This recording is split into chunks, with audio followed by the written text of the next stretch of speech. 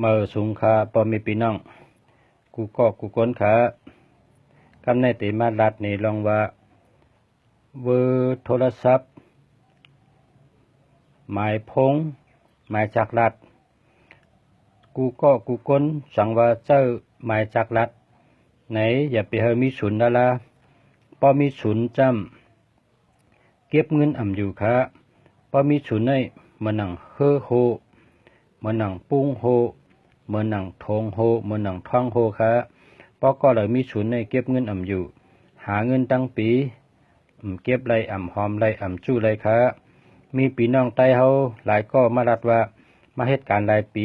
มีเงินค่ะไรเก็บต้องได้ไรกินอยู่รอดกะก้อยวันไหนค่ะก็เพราะฉะนั้นแหละเนื้อหมายจากราชสู่เจ้านั้นเนื้อหมายพงสู่เจ้านั้นโดยขารู้สั่งว่ามีฉุนไหนกว่าชื่อเจ้าที่มีฉุนนั้นค่ะเพราะว่ามีฉุนในเก็บเงินอยู่ค่ะ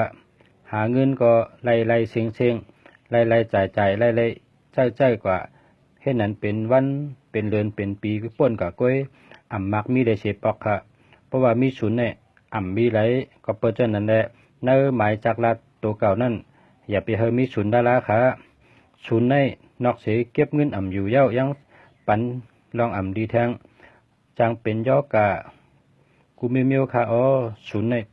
โลมีค่ะเพราะเจ้าหมายจากรัฐไหนอย่าไปเฮมีศูนย์ก็ลดเพขายเอามาสงค่ะ